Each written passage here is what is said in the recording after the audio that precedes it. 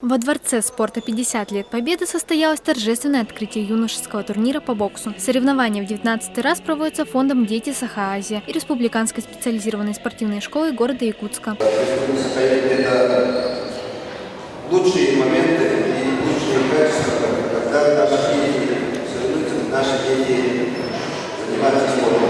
В отличие от прошлых лет, в этом году поединки будут не только среди юношей, но и среди девушек. В турнире примут участие более 150 спортсменов со всей республики. У этого возраста в этом году будет Дальний Восток. Но мы отбор сделаем на первенстве республики, которое, скорее всего, пройдет в январе этого года.